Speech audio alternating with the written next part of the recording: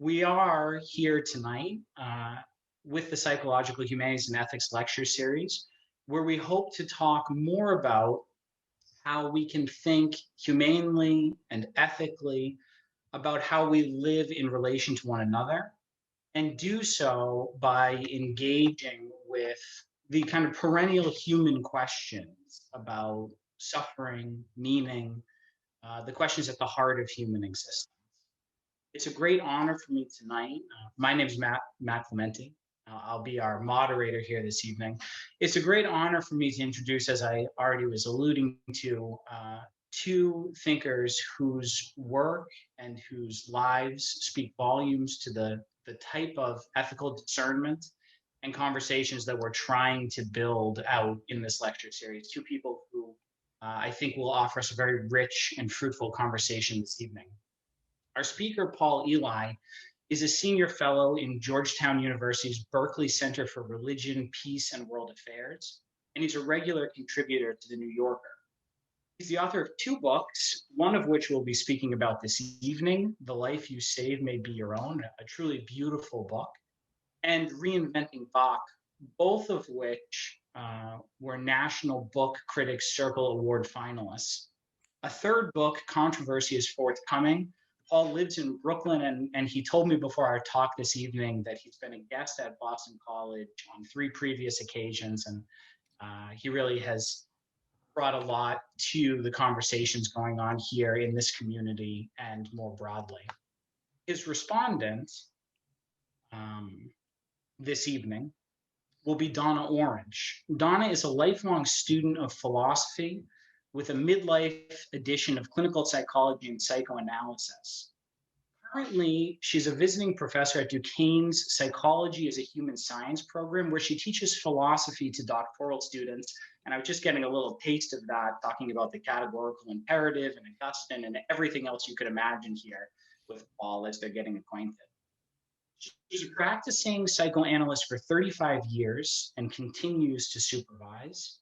Her recent books are Thinking for Clinicians, Philosophical Resources for Contemporary Psychoanalysis and the Humanistic Psychotherapies, The Suffering Stranger, Hermeneutics for Everyday Clinical Practice, Nourishing the Inner Life of Clinicians and Humanitarians, The Ethical Turn in Psychoanalysis, Climate, Crisis, Psychoanalysis, and Radical Ethics, and most recently, Psychoanalysis, History, and Radical Ethics, Learning to Hear. And I think you get a sense just by hearing all of those titles of the diversity and perspective that she brings this evening. So I won't take too much more time. We'll have Paul talk this evening a bit about his book, and then Donna will respond, and we'll engage in some good conversation and dialogue. And then I hope that you'll join us by posting your comments and questions in the comments section, and we'll be able to have plenty of time for fruitful discussion at the end. Without further ado, I give you Paul Elie. Thank you very much, Matt. Thank you also to Donna Orange for joining in this discussion, to Muki Manalili for organizing it, to all of you who are taking part by video, and just to Boston College in general for the hospitality that I've known from the place over almost 20 years. The book that I'm going to discuss tonight, The Life You Save May Be Your Own, was published in 2003. And as an author, it's very satisfying to be talking about that book 18 years later. And so it's very meaningful for me to think that the terms and the patterns that I tried to work out in that book have proved relatively durable enough for us to be having this conversation. I hope that's the case for you as viewers, but it's certainly my impression from this side that I'm invigorated by the chance to talk about them again. I haven't had a chance in the past to talk about the book in terms of psychology at all. The term I would use, and I'm eager to explore this with Donna and with others as we go forward, is a term that I learned at Fordham when I was an undergraduate in the 80s, a term that seems plain and even prosaic, but that was so powerful to me at the time, and the term is the interior life. And why that term should be so powerful I don't know, still don't know, but in the Catholic context of Fordham, a Jesuit university, I was very aware that it was something somewhat different from, let's say, what William James would call the individual man in his solitude, and the, the tradition of transcendentalism that I had been educated in high school. So to suddenly be introduced to the interior life from a Catholic and Jesuit perspective was a powerful expansion and a big opening for me, one that some years later I tried to develop in the book. The book, The Life You Save May Be Your Own, has the subtitle, An American Pilgrimage. It's narrative work, narrative criticism, I like to think of it, in the sense that I'm telling the stories of four people's lives and interpreting their work and trying to put the ideas that matter to them in play so that they're not just kind of pocketed into the book, but that they're in play for the reader as well. And these four writers were well known when I started writing the book, and I think are even better known now in some respects. Four American Catholic writers from the middle of the century. Dorothy Day, born in 1897, founded the Catholic Worker on May Day 1933, edited its newspaper, uh, founded and visited houses of hospitality for the next half century, protested against war, worked for the alleviation of poverty, was a kind of conscience of the church when it came to the works of mercy and acts of nonviolence. Thomas Merton, born in early in 1915, a dangling man as an undergraduate and then as a graduate student at Columbia University, who lickety-split became a Catholic and entered a Trappist monastery, thinking he would write no more, but that turned out to be only the beginning of his writing career. As a Trappist, he became widely read and even famous through his autobiography, The Seventh Story Mountain, published in 1948, and then followed the book with, depending on how you reckon it, several dozen or 50 or even 60 books of varying lengths and formats, all of which I think it's fair to say had to do in some respect with this business of the interior life and what's going on inwardly when we pray, when we worship, when we present ourselves to the world, when we encounter experience. And finding words for that was his gift, his calling, and in some respects, his challenge. Walker Percy, born a year later in 1916, raised in the South in families that had taken part in the running of the South, plantations and government. He had ancestors who had been in the Senate and so forth. His wish, especially after he was orphaned, both of his parents died.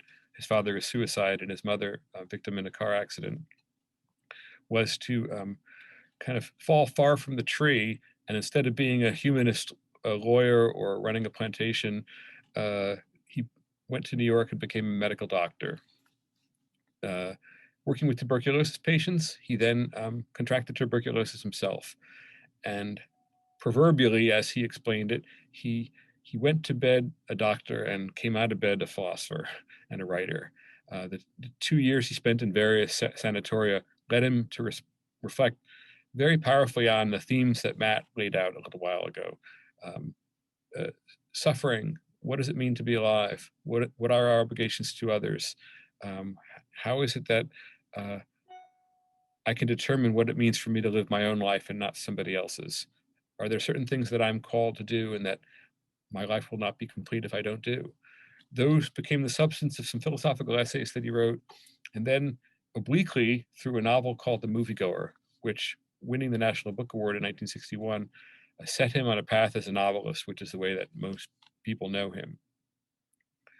And Flannery O'Connor, born in 1925 in Georgia, in Savannah, Georgia, on the main cathedral square, with the Church of St. John the Baptist practically out the window, and going to parochial school there. A prodigy, star of the class in grammar school and high school, sending cartoons to the New Yorker when she was in her teens, determined to be a cartoonist or some kind of artist, naturally witty from the beginning of her life, but things turned grim partly because of the Depression, partly because of imminent world war, and partly because of the death of her father in 1941.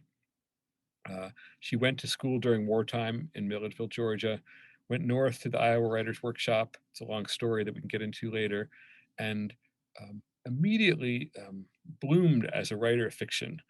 Uh, in the middle of a novel she was writing, which was ultimately called Wise Blood, she felt a heaviness in her arms from typing. It turned out that she had lupus, which is the same disease that had killed her father.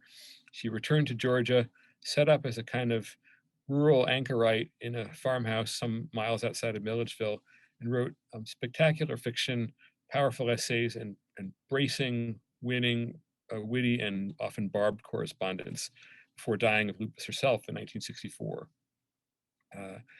And much of her work was published posthumously, and her reputation has really grown since her death. So these four writers were rough contemporaries, and especially in the post-war period, the period that was such a powerful period in American Catholicism. Um, American Catholics were going to school in the GI Bill. The Second Vatican Council was happening in Europe.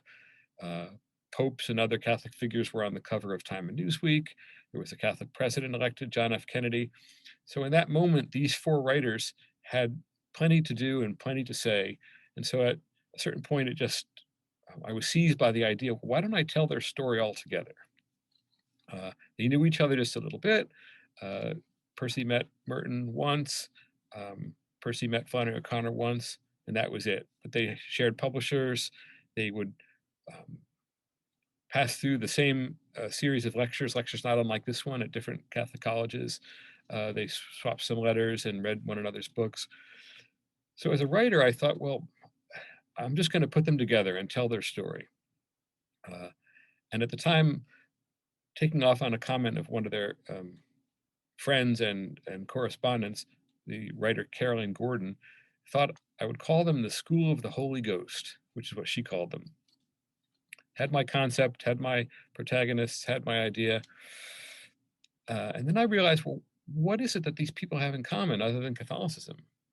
And I had to answer this question for myself in a way that would then yield a structure for the book I was writing. And it was a profound experience because I think as a pretty good student all along, I thought that, if you write a good paper, you get an A, and you should have an argument and you should have some sort of structure. It's nice to have, and the teacher will like that. But at this point, I suddenly realized that without a powerful working idea or extended metaphor that would then suggest a structure, I couldn't write the book.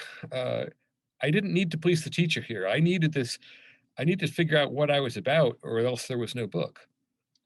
This process that I'm describing took better part of a year, I'd say. I already had a book contract, and I'm thinking, what am I doing? So I kept going through their work, and one of the patterns that kept showing up was the fact that again and again they would read books by earlier writers, often European Catholics, and then try to enact the dramas of those books in their own lives. Dorothy Day read the work of Upton Sinclair, the American novelist who described working class conditions in Chicago, when she was living in Chicago. So she thought, wow, I'm living amongst the poor who are depicted in this novel.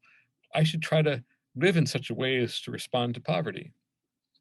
Thomas Merton would read a book of medieval philosophy and think, if these people say that knowledge of God is the highest form of knowledge and the point of our existence, why don't I try to do that?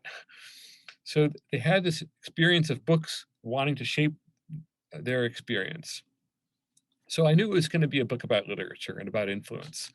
The other thing that kept showing up was this word pilgrimage. Dorothy Day's column was called On Pilgrimage in the Catholic Worker for 40 of its 50 years, I think. Walker Percy had a sense of man, and that was the way he put it at that time, as a pilgrim moving between two infinities, and the life of the individual person as a journey out of a kind of darkness toward a destination that is obscure as the person is along the path, but that it's the business of the individual to kind of figure out where we're going. Thomas Merton, The Pattern of Pilgrimage in the medieval lives of the saints and so forth, Dante and St. Bonaventure, is very rich. And O'Connor, again and again, would depict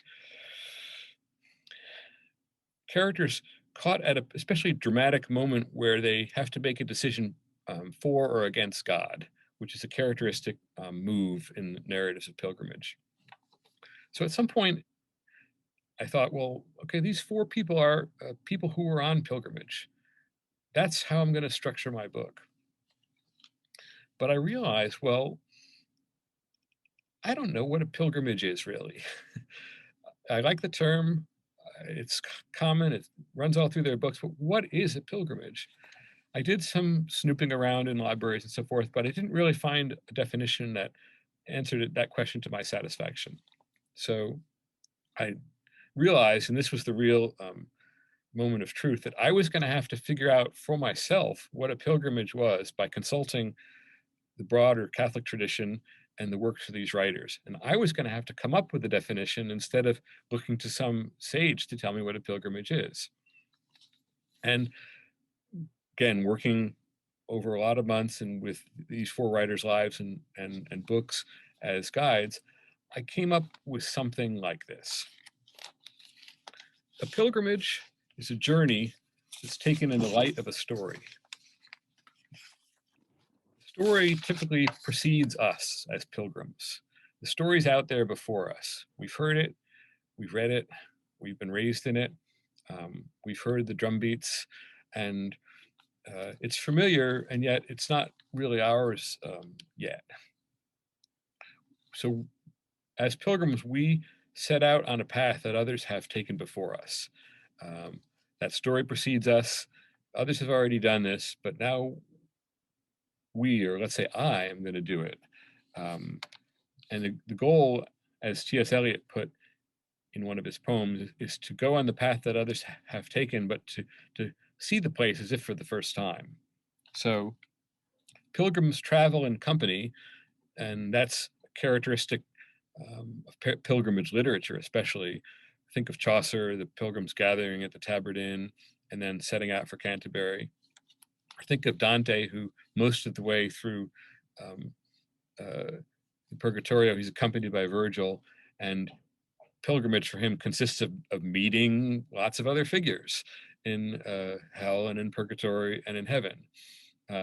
But although pilgrims travel in company, the goal, and it's more than the goal, the dynamism of pilgrimage is that the pilgrim must have this experience individually for himself or herself.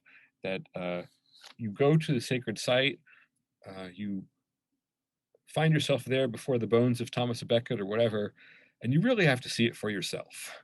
The fact that others have seen it doesn't absolve you of the need to see it for yourself. And not only to see it for yourself, but to expect and hope somehow to be changed by the experience. In this way, it's different from tourism, even in the best sense. You're not going just to see it, to say you've seen it, or to add to your store of experiences. The goal is to be changed. And I've never said this before, but I think it's implied that to be changed for the better is part of the goal. To be moved further on the path, or enlightened, or made more holy through that process. And then the pilgrim always returns, and characteristically, the pilgrim then tells the story of the pilgrimage and what he or she saw, and thereby the pattern of pilgrimage is generative. It then invites anticipation and the wish to go on pilgrimage in others and in the next generation, and the pilgrimage in this way continues through the testimony. I went on pilgrimage, and this is what I saw, and this is what I felt, and this is what it did to me, and I recommend it. You have to do this because it was really important. So that pattern of pilgrimage, which I've extruded from the book, turned out to be tremendously valuable in trying to tell this story of four writers and lots of others who were involved in their lives, because it explains how they could be on different paths that then converge toward a common destination, uh, but that they it's perfectly appropriate for the four people in the book to respond in distinctly individual ways to the experiences that they have in common. Say the election of President Kennedy, or the Second Vatican Council, or the Catholic peace movement, or the work for interracial justice in the South. The four protagonists in my book had four different responses in many cases, each which can be seen as authentically Catholic and true to their own work. And that then gave me a sense of what it might mean to think of a tradition as Catholic.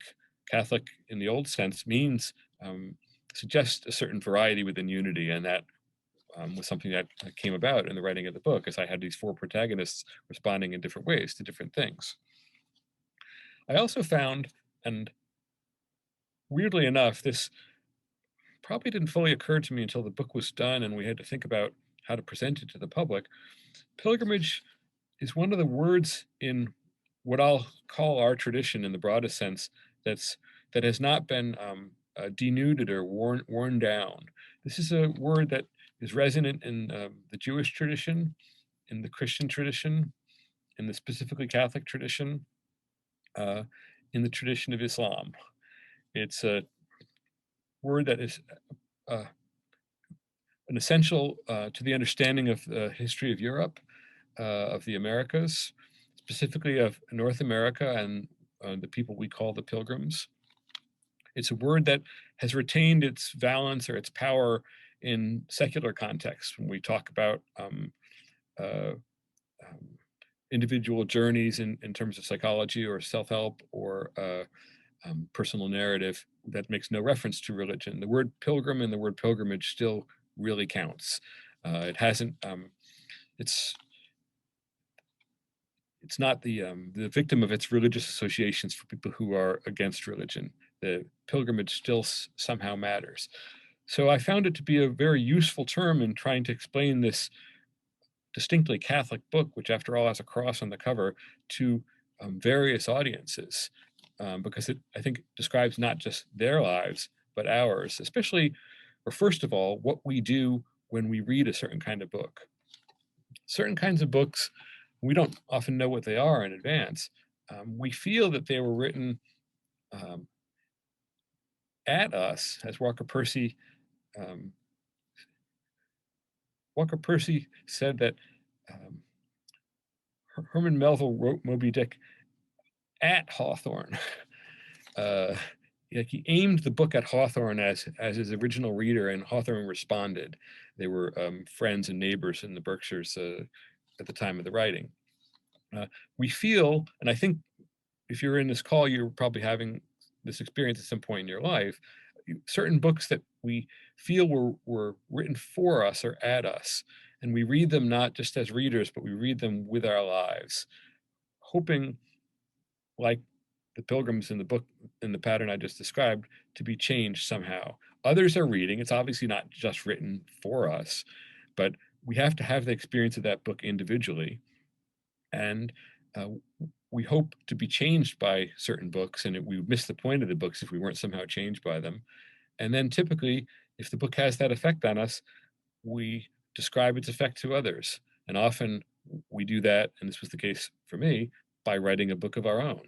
So the pattern of pilgrimage is also a pattern that is a useful model for the literary or intellectual life, and how we assimilate the work of others, make it our own. The life you save may be your own, and then pass it on to others. I also think, and I'll conclude with this and then pass to Donna, is I think it's a useful pattern because it pushes past a lot of the antinomies or brittle aspects of the metaphors that we are that shape our apprehension of tradition at this time. We're used to hearing about progressives and conservatives, liberals and traditionalists, Vatican II Catholics and others, coastal people and people from the heartland, etc. And most of those extended metaphors have ceased to be useful and have even been injurious. Whereas I think the pattern of pilgrimage captures a way in which uh, we can at once live traditional lives and wish to progress or to carry things forward and to change things for future generations. Um,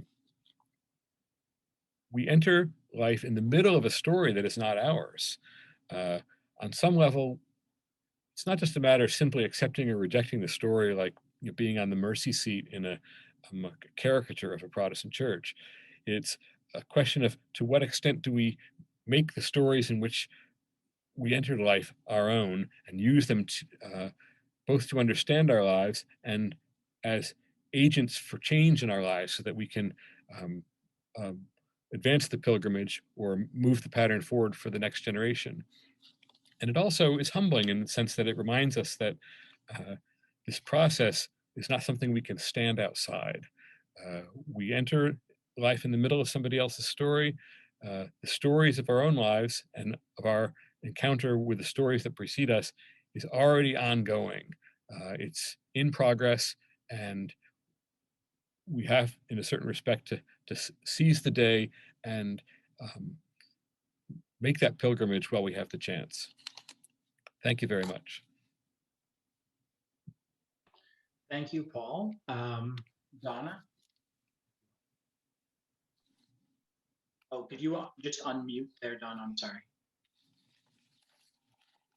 I can't see myself. Should I be able to? I can see you, so I think that you should be good. Okay. It's a tremendous privilege to be invited to discuss this amazing book, which I did not know until David Goodman invited me to do this with you, Paul. And is it Ellie or Eli? It is Eli. Yeah. Okay. I'm glad to know. I like to call people what they like to be called. I come to this as I'm sure that I was invited because David knew of my Catholic background. That's what I'm guessing anyway. But it's just an amazing experience to have read this book, which I didn't know about. I don't know how I didn't know about it until I was sent it, and when I saw how fat it was, I said, I don't have time. I'm doing too many things. I won't be able to read that. And I just got totally absorbed. I could not leave it alone. And I finished reading it to my complete pleasure. The story is, for me, is that I'm a cradle Catholic, like Flannery, although not from the South. And my mother was a devotee of Dorothy Day, a Commonweal Catholic. We used to call ourselves Commonweal Catholics. And all four of these writers were extremely important to me in my early life. I had no idea that anyone had written about them together. And so I was quite fascinated when I understood what your project was. Merton, Day, Walker Percy, the novel that just entranced me. I think I was in college or just a little after when I read Love in the Ruins, and I was very fascinated in those years with the connections between existentialism and literature, and he was just the parade example for this. And then of course Flannery, who was taught to me in every literature course as the example of the short story writer. I mean, her literary capacities were astonishing. But all four of them, of course, were believing Catholics. And in those years, I was in a Roman Catholic religious community where I was for 17 years through from high school until after I had finished my Fordham years and philosophy doctorate. And I'm only just telling you this, not because this is about me, but because how I come to this book is particular. And it was for me an experience of retrieving a period of my life that I had at least consciously put far in the background, because after I left Fordham, I also left my religious community and the Catholic Church. I could no longer, one is that studying philosophy has a tendency to make you skeptical. You question everything. You know that.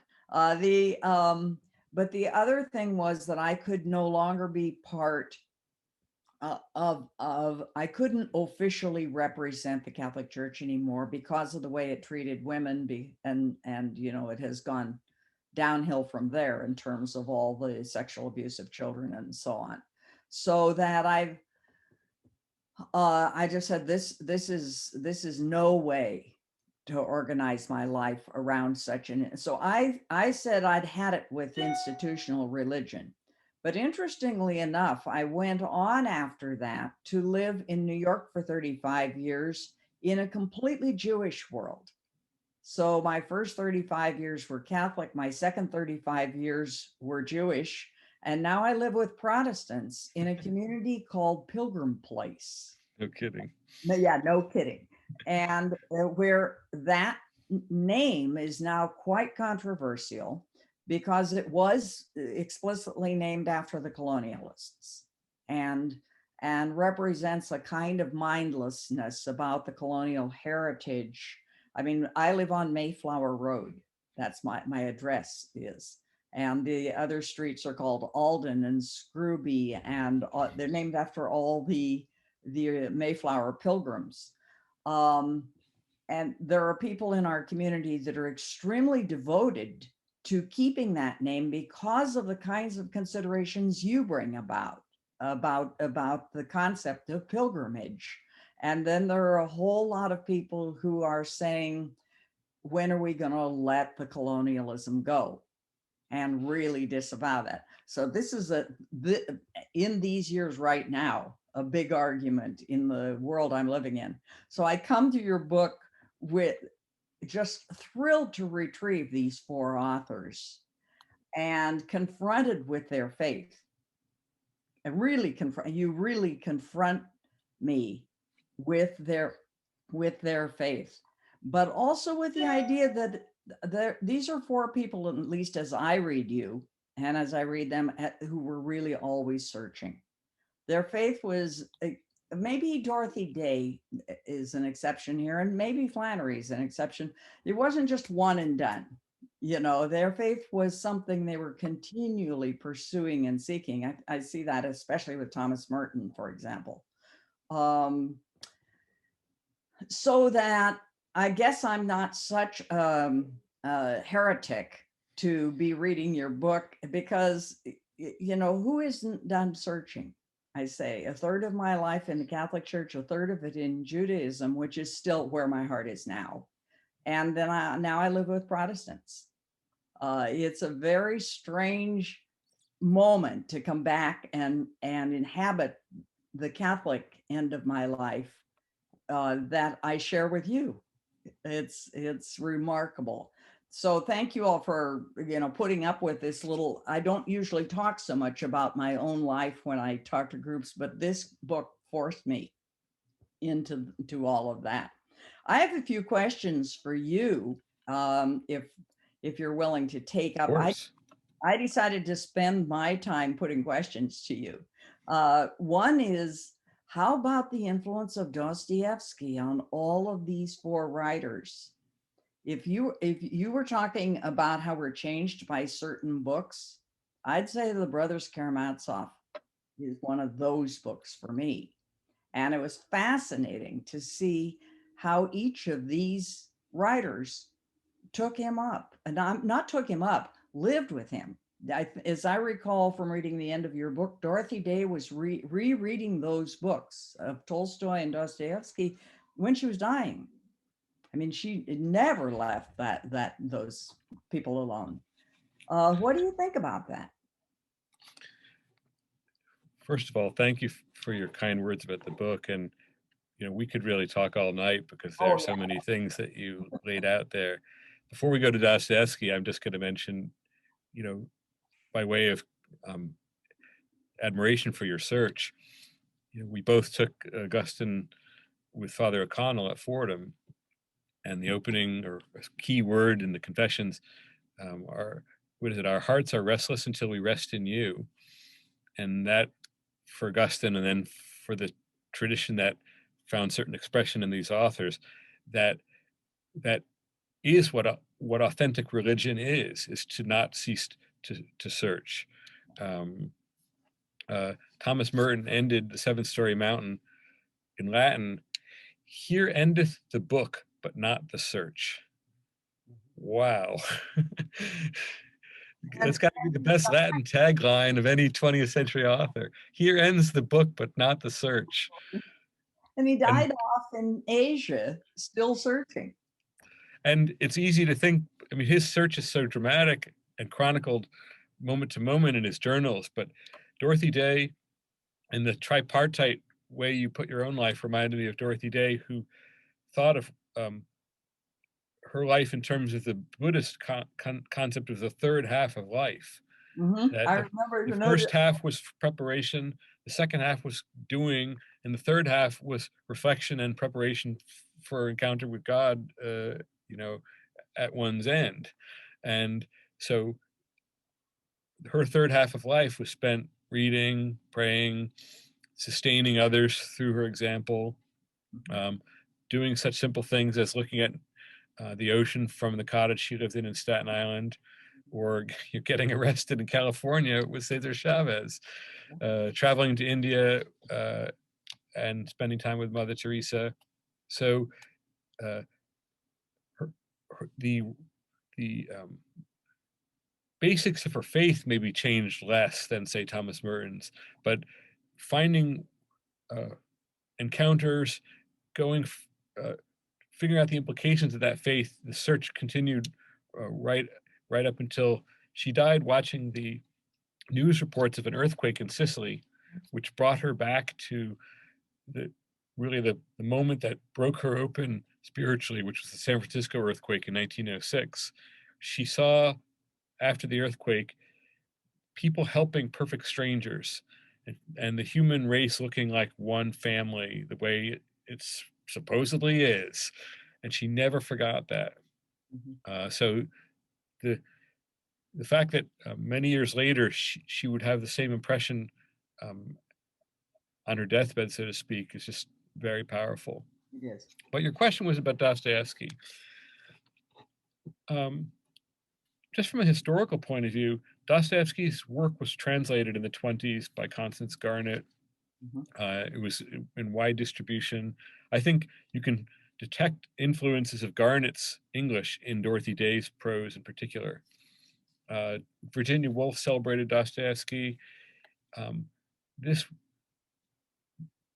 was a writer who authentically, but also in a kind of exaggerated way, was typed as in touch with the surges of the spirit that were still present in Russia in a way that had been drummed out of secular Americans. Percy's best friend was the novelist and later historian Shelby Foote, whose favorite book was The Brothers Karamazov. He read it half a dozen times. And so they read it together. And the book was very important for both of them. Dorothy Day, I mentioned early in the session, she would read books with her life and think, how can I live like these people? So the openness to God, and in the old term, one's fellow man, that you find in The Possessed and elsewhere in Dostoevsky, made her not just want to write a certain kind of way, but to live a life at street level like a Dostoevsky character. I draw a contrast in the book between the pattern of Dostoevsky and Tolstoy. Tolstoy kind of chose suffering and elected a life of the spirit, where Dostoevsky suffered through his own character, gambling especially, and had the spiritual drama thrust upon him. So Dorothy Day was a Tolstoyan in the sense that she elected poverty, but she had a keen sense of Dostoevsky as well. And it's presumptuous to say so, but certainly if you're writing a book about religious theodrama with 4 protagonists, you wind up having the Brothers Karamazov in the back of your mind.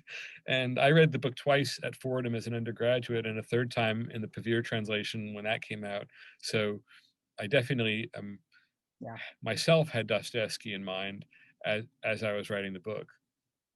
That book has been extremely important to me because it's the bridge, it's one of the biggest bridges to my Jewish world. The two Jewish thinkers who've had the biggest, besides that, I went to Yeshiva University for my graduate studies, and then I have lived and worked almost in a completely Jewish world. The two thinkers that have had an enormous impact on me have been Martin Buber and Emmanuel Levinas. Levinas is constantly quoting the Brothers Karamazov. And so he actually grew up in a Russian speaking home and had a whole wall of Russian literature in his apartment in Paris. But in any case, that's the part of the reason I asked you about Dostoevsky is because I hadn't realized how important he was to these Catholic writers. I knew how important he was to my Jewish people, even though his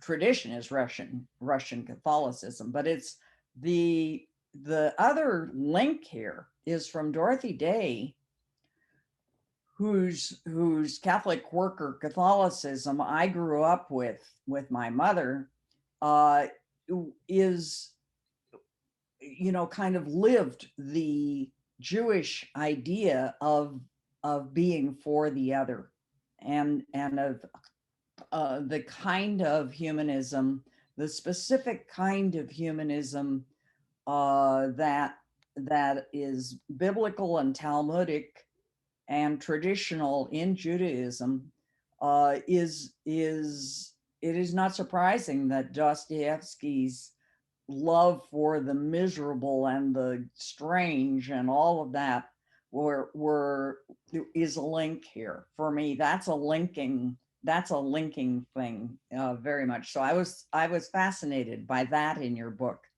I'm also, you want to say something more? Yeah, just on you're opening an area that I should know more about, but I wonder if it's been written on. So Dorothy Day um, uh, lived among New York Jews, especially in a very intense way. The Catholic Worker was on the Lower East Side when that was a neighborhood that both had um, Jews of 3 generations, but also Jewish institutions that were extraordinarily vital at that time. Yeah. She came of age in the communist and anarchist scene, which had many American and European Jewish leaders, and she was a friend of Mike Gold, the I guess you call him I think a communist author of the novel Jews Without Money, and they spent some time together, and they the affinity that she felt for the Jewish tradition and the Jewish mode of encounter that you're describing is very real, and I haven't given it enough thought. Uh-huh. Well, it may not be as surprising as I thought it was that's a direction that I have wandered at all. Another, on a completely different topic, how about these 4 authors and the racial? I mean, given what we're going through in our country today, I'm wondering if you had written that book now, are there things that you would see differently or feel differently? And would any of them have to do with race? I'm glad you asked, and it's been on my mind. But one of the things that I learned in writing the book is, first of all, that the protagonists of the book, 3 of them at least, were fairly progressive on race issues from a very early point in their careers. let me back up for a bit. The um, conventional wisdom going around right now is that the Catholic Church was racist, everybody was racist, so you can't blame anybody. But Commonweal wrote a strenuous editorial against um, uh, Jim Crow and segregation, immediately after World War II.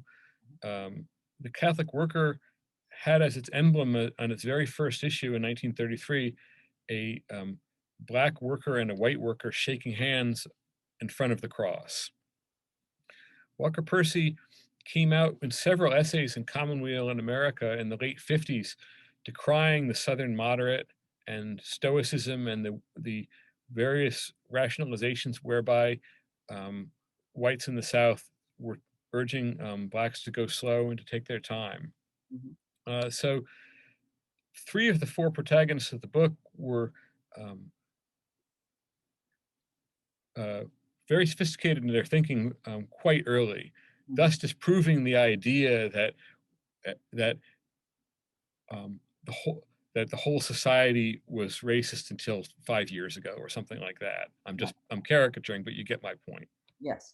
Flannery O'Connor had a sophisticated understanding of race in her fiction, but in her nonfiction, and then the knowledge of this makes us read her fiction in a certain way. She was a Southern gradualist. She really did think, don't rush things, let Southerners work things out in their own way. We can't have you Northerners self-righteously telling us how we ought to organize our lives. Our traditions are going to be damaged. In some ways, the way of life that we've developed here is good for the Negro, who's always characterized in the singular, as if there's only one thing that the Negro wants, and there's not any diversity of opinion among Black Americans in the South. And of course, at the end of her life, she declared that she did not like Negroes, and the more experience she had of them, the less she liked them. It's a horrifying statement, and has only come to light to most of us in the last 15 months. And I wrote a very long piece about it in the New Yorker. But the fact is, and if you look at my book, you have recently read it,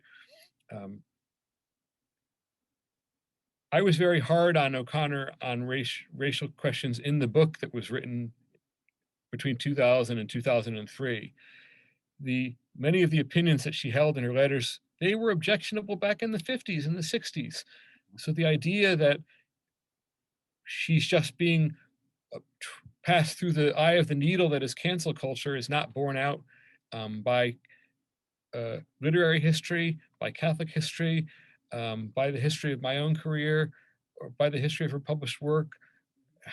However you look at it, she's an outrider, and the frankly racist position she took in her letters are gravely disappointing, and they would have been at the time.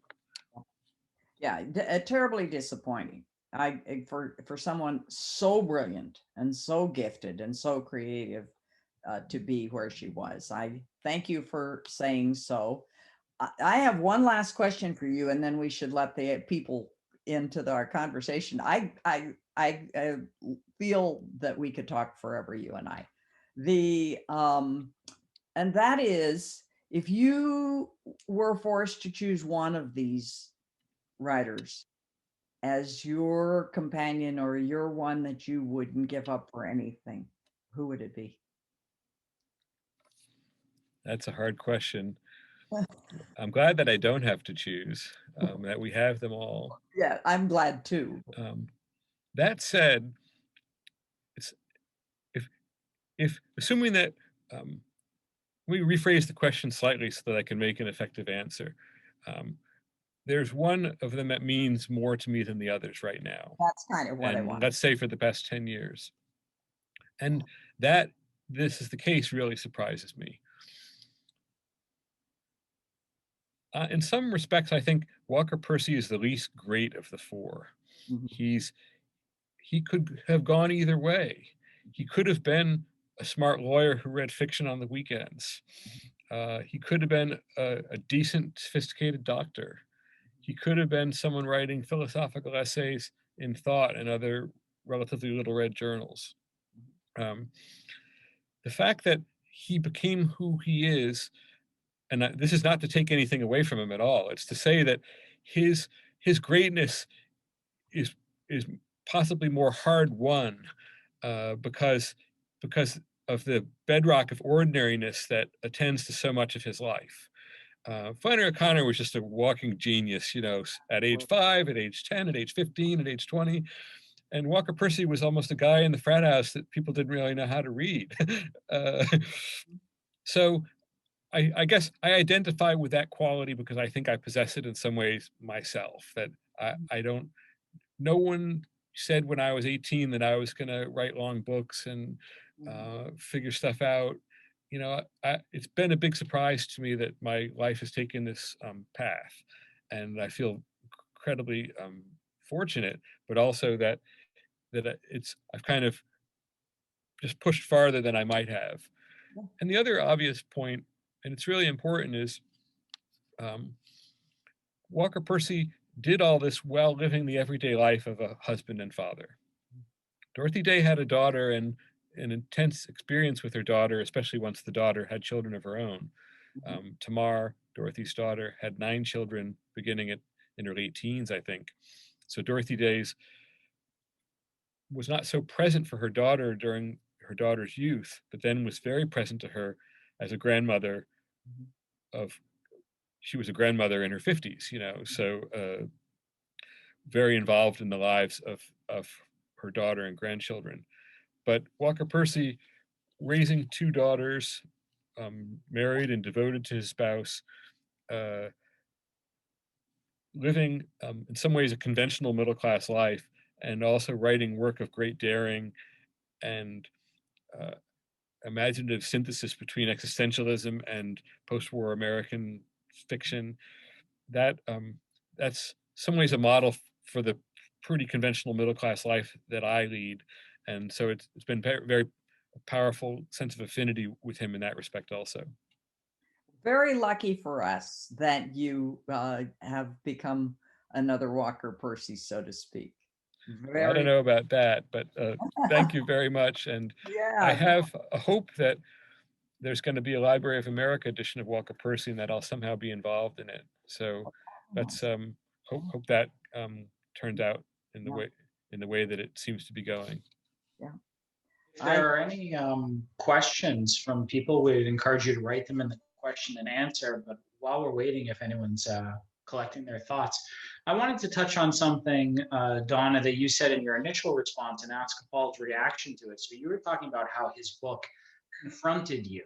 You know, that was the word you used. And Paul, when you talk about pilgrimage in your book, you talk about it as reading stories that we then that shape us and help inform us, and we live our lives according to these stories, and then of course go on to be changed to tell our own stories that continue that tradition.